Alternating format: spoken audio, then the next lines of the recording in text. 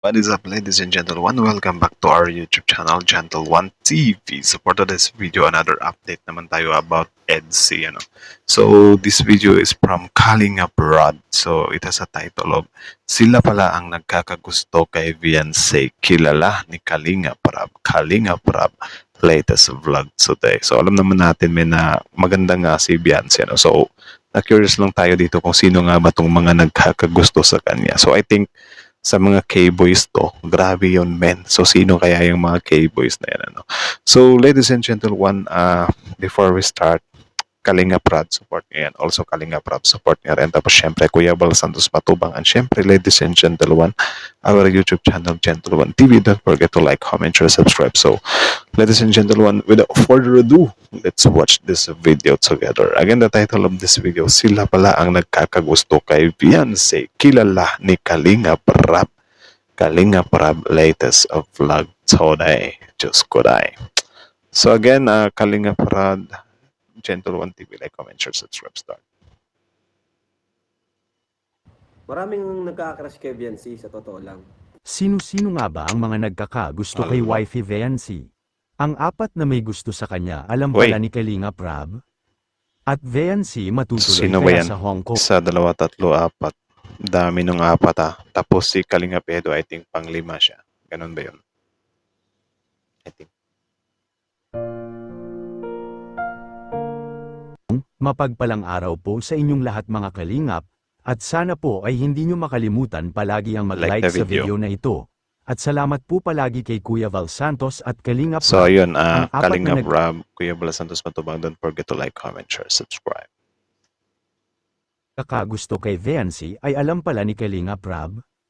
At sino-sino kaya ang mga ito mga kalingap, yan ang ating pag-uusapan. Pero bago nito ay atin po munang pag-uusapan ang mga kaganapan sa Team Kalingap lalo na po kina Beyonce at Edo. Ayon pa kay Kalinga Prab ay napakaswerte daw pala ni Edo. Swerte naman talaga si Kalingap Edo, men. Or I think parehas silang swerte sa isa't isa. Kasi syempre yung EDC is silang dalawa naman yung nagbubuhatan dun, di ba? So syempre, credits to the both of them.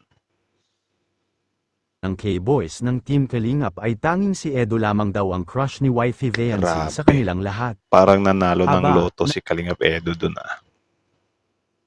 Napakaswerte nga naman ito mga kalingap, at tamang-tama din ang pagkakataon dahil sila na mismo ay naging magka-love team pa sila.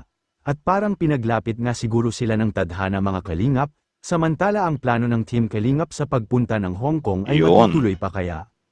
Lalo na't parang binanggit na rin ni Kalinga Prab na kapag daw kung matuloy man ito at halimbawa hindi makakasama si Beyonce ay sinabi niya na hindi na daw sasama din si Kalinga Prab. So parang ang labas pala nito, men, yung main eventer dito is yung EDC.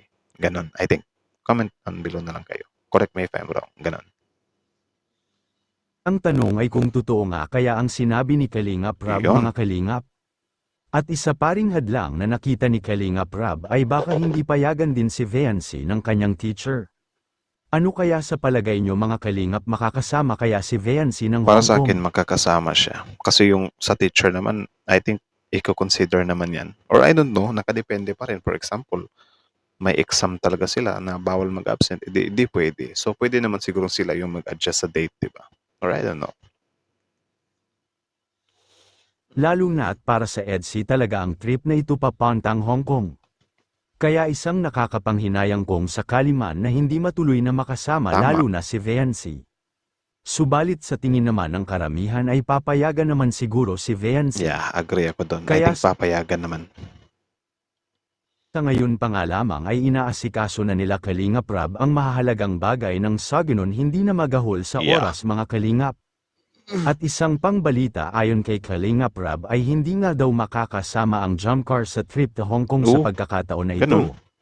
Mas maganda sana yun kung double date sila, diba? Or double love team. Dahil nga ay para sa EDC lang ito mga kalingap, ganun pa man ay hindi naman malaking bagay ito para sa mga jump car supporters at naintindihan naman din nila ito mga ganun kalingap. Naman talaga dapat mag-intindihan tayo. Kasi syempre, mas maganda nga yung ganyan para natututukan ba. Like for example, yung EDC lang, yung some kind pupunta sa lugar na yan, manging ibang bansa, tapos doon sila gagawa ng serye, tapos next naman, yung Jomcar. Para siyempre, ano ba, parang medyo salitan sila. 'Di ba? Or kumbaga kanya-kanya ng tema. Ganon. Ala ay ating puntahan at pag-usapan ang tungkol sa mga nagkakagusto kay Eto na. Viancy mga kalingap, at ito ay alam din pala Hala. ni Kalingap Rab. At grabe ha, 4 na tao ito mga kalingap, grabe ka wifey Viancy sa ganda at ugali na mayroon ka ay ito talaga sila namamangha sa iyo Kahit Viancy. sino naman At kung siguro, sino ang mamamangha kay Viancy. Ano? nagkakagusto kay wifey Viancy ay atin po mismong maririnig na sinabi ni Kalingap Rab, at sila pala ito. Makikita po Ayun. natin sa video. Asan? Kasi nababaliw si Eds kay Biancy. Ibang tama na ito kay Biancy, guys. Nakakabaliw talaga si Biancy. Ibang Oo, tama daw totoo ni yan. ano. Tama naman. Klaro naman minsan nga si Kalingap Edo is parang nawawala siya sa sarili niya eh. Yan. Totoo yan, mga kalingap. Maraming nagka-crush kay Biancy, sa totoo lang. Sa K-Boys. Ay, kung di Hala. nadulas ako. Nadulas daw siya, min. Nasa K-Boys. Tama nga ako. K-Boys nga yung nagkakagusto. Actually, hula-hula ko lang naman yun eh. Grabe yun. Tapos 4. Dami nun ah. Tapos idagdag pa natin yung ano, yung mga viewers nila. So, libo-libo. Grabe si Viancy. Grabe yung Viancy effect ah. Sorry po, nadulas ako. Maraming nagka-crush kay Biancy sa K-Boys, sa totoo lang. Eh. Grabe. K-Boys reveal. Wag na. Di naman na importante yun. Totoo yan, Di mga naman kalingap. siguro importante yun, di ba? Kasi yun nga, normal lang naman siguro na magkagusto sila kay Viancy, di ba? Ang ano lang dyan, if ever may mga jowa na, wag na. Di ba? Wag na kayong pumasok pa sa mga ganyan-ganyan gusto-gusto. Siguro yung crush, okay lang yun. Or yung paghanga ba na, man, grabe, ang ganda ni Viancy. So, yung mga ganyan, I think okay lang yan. Pero yung may jowa ka na, tapos i-hit mo pa si Viancy, di ba? Like, didiskartehan mo, popormahan mo siya. I think yun yung X doon. Pangit yung ganun, di ba? So, kita nyo naman yun, men. About naman dun sa Hong Kong thing. So, I think makakasama naman si Viancy dyan. Di ba? Kasi yung teacher na yan or whatsoever, I think i-consider nila or mas maigi, isakto nila sa ano, walang mga exams or whatsoever, di ba? Para mapayagan kahit pa paano. Grabe yun. Yung sa K-Boys talaga, parang di pa ako nakamove on doon ah.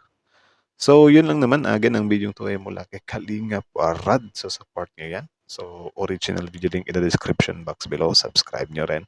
Tapos, syempre, ladies and gentlemen, Kalingap Rab, support nyo rin. Kuya Bal Santos Matubang, and syempre, our YouTube channel, Gentle One TV. Don't forget to like, comment, share, subscribe. Grabe, nadulas si Kalingap Rab. Do you think sinasadya yun? Or nadulas lang talaga siya? Kaso lang bitin eh. 'Di ba? Walang ano eh, walang K-Boys name reveal. So wala lang, na-curious lang din ako. Pero I think siguro para sa akin mga 80% ganun or mga 80% ng K-Boys may gusto kay Viancy pero not in a way na romantically. Kumbaga ano lang, paghanga lang, 'di ba? Na parang humanga lang sila sa kagandahan ni Viancy. I think parang ganun lang na level of crushing ano kasi syempre yung mga K-Boys na yan nakasuporta din naman yan sa EDSI, di ba? Kumbaga mga diehard EDSI fans din yung mga yan. It's just na ano lang talaga sila, nahuhumaling lang talaga sila sa ganda ni Viancy, di ba? So I think ganun yun. So agree? Comment down below if you agree. So again, that's it.